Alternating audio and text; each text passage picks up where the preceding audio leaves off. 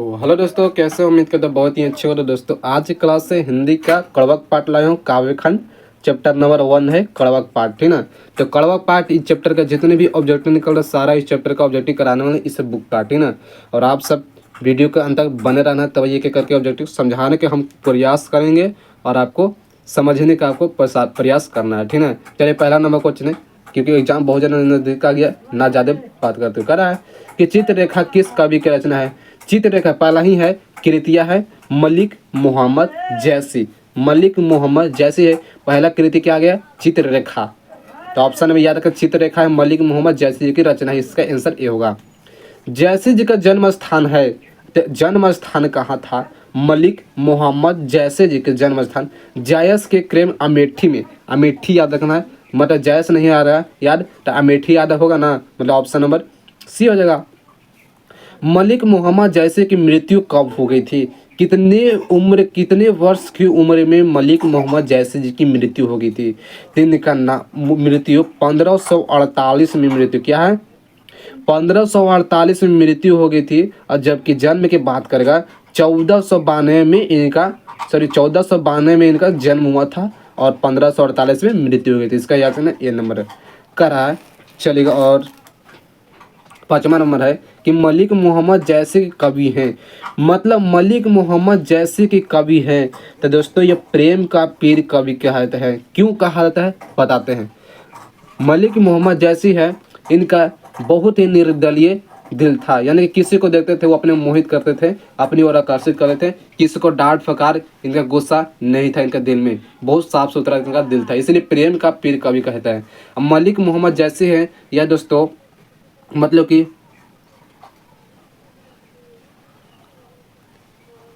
और ये थे एक प्रकार की राम भक्त की प्रमुख भक्त कहते हैं मलिक मोहम्मद जैसे जी। और ये है दोस्तों जबकि प्रेम का पीर, और एक और ऑब्जेक्टिव है प्रेम आख्यानक कवि कहता है। प्रेम आख्यानक यानी कि कृतियाँ कहता है मलिक मोहम्मद जैसे के, ठीक है, याद रखना है।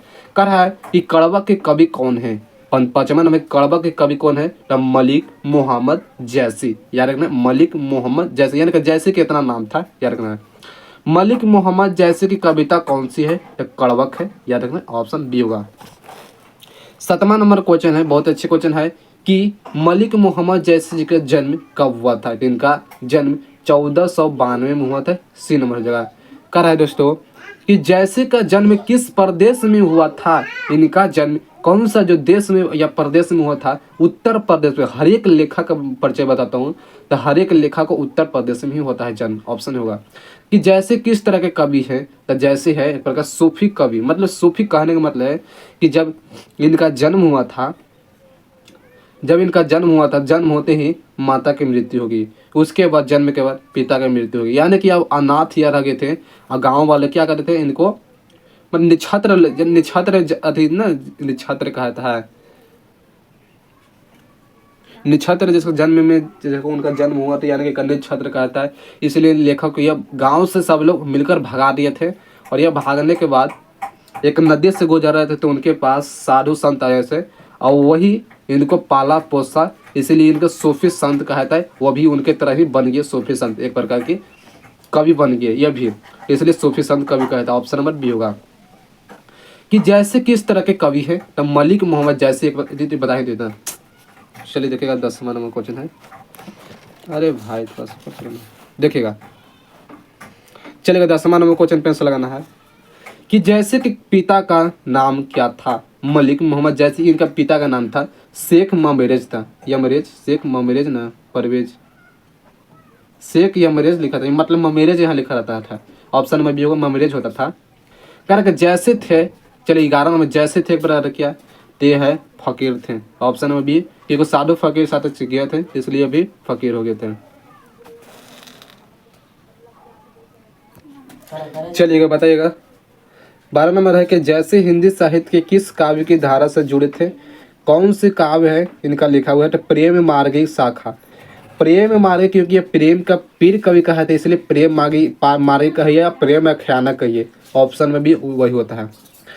जैसे कि काव्य की भाषा कौन सी है? जैसे जो कि काव्य है वैसे अवधी भाषा में लिखते, यह बताना है, ऑप्शन नंबर सी को। जो मलिक मोहम्मद जैसे एक अवधी भाषा में अपने बातों को लिखे थे।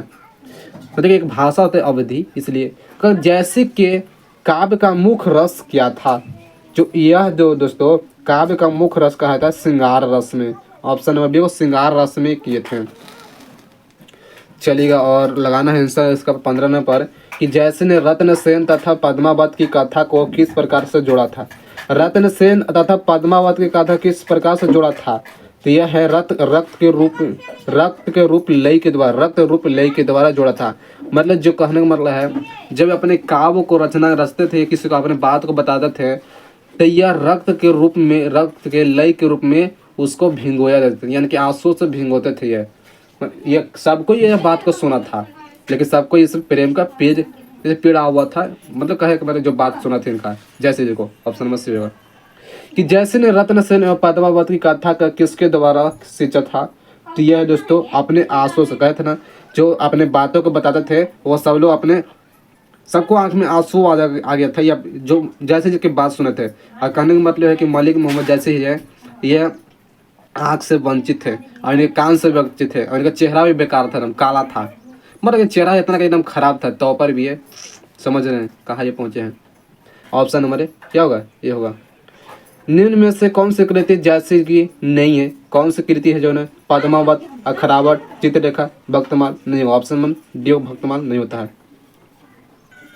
चलिएगा 18 नंबर क्वेश्चन है कि जैसे काव्य किस प्रकार के गंभीर एवं व्यापक है, कौन से प्रकार के समुद्र की भांति में, समुद्र की भाव से ऑप्शन नंबर सी होगा। इनमें से प्रेम का पीर कभी, क्योंकि प्रेम का पीर मलिक मोहम्मद जैसे जी कहते हैं, इसका क्या होगा जैसे जी, ऑप्शन ये होगा। चलिएगा और 20 नंबर क्वेश्चन पे आंसर लगाना है। कह रहा है कि कड़वक कहाँ से लिया गया है। कड़वक है दोस्तों यह लिया गया पद्मावत से। देख अखरावट भी होगा, ऐसा क्या अखरावट नहीं लिखा है लिखा, लेकिन सबसे फेमस में कौन कहते हैं पद्मावत भाषा कहते हैं, इसलिए पद्मावत में मानना है। ऑप्शन नंबर डी होगा, सबसे भाषा में माना है। मैंने कहा और सब लिखा रहेगा कृतियाँ, लेकिन सबसे फेमस में रहेगा पद्मावत। कड़वक का रचयिता है, कड़वक पाठ का रचयिता कौन है, तो यह जैसे जी है। ऑप्शन नंबर सी हो जाएगा। जैसी रचना पद्मावत की भाषा है, पद्मावत भाषा है, ये अवधि भाषा में लिखा गया था। क्या है पद्मावत भाषा है, यह अवधि भाषा में लिखा गया था। ऑप्शन नंबर ये होगा। चलिएगा और 23 नंबर क्वेश्चन है कि मलिक मोहम्मद जैसे किस परंपरा के कवि हैं। यह दोस्तों क्या है प्रेमाख्यान काव्य परंपरा के, प्रेमाख्यान काव्य यानी कि प्रेम का पीर कवि। ऑप्शन नंबर सी होगा। जैसे ने अपनी आंख की उपमा किससे की थी, बताया था दोस्तों कि मलिक मोहम्मद जैसे जी है इनके आंख है से वंचित थे, इनका आंख एकदम खराब हो गया था, इनके आंख दोनों आंख से वंचित थे, लोकता नहीं था। जैसे जी ने अपनी आंख के उपमा दर्पण से किए गए थे, क्योंकि दर्पण स्वच्छ को निर्बल होता है, इसलिए दर्पण से किया। ऑप्शन नंबर डी होगा। मलिक मोहम्मद जैसे जी की शाखा के कवि है, दोस्तों ये प्रेमाख्यान कवि है। ऑप्शन नंबर ये होगा प्रेम शाखा के, प्रेम मार्ग की शाखा कहता है। चलिएगा और 26 नंबर लास्ट क्वेश्चन है 27 नंबर कि कौन सी कृति जैसे जी की नहीं है। पद्मावत ये होगा, अखरावट ये भी होगा, आखिरी कलम ये भी होगा, लेकिन मृगावती नहीं होगा। ऑप्शन नंबर डी होगा, ये पे माना।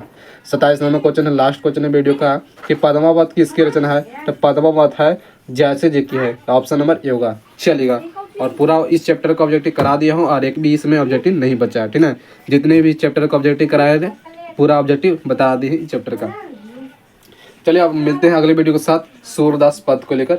जो सूरदास एक पद है इस चैप्टर का अगले वीडियो में बनाएंगे। और आज की वीडियो इतना ही, मिलते हैं नेक्स्ट वीडियो के साथ। और वीडियो अच्छा लगा तो लाइक और सब्सक्राइब जरूर करिए। मिलते हैं नेक्स्ट वीडियो के साथ। Thank you.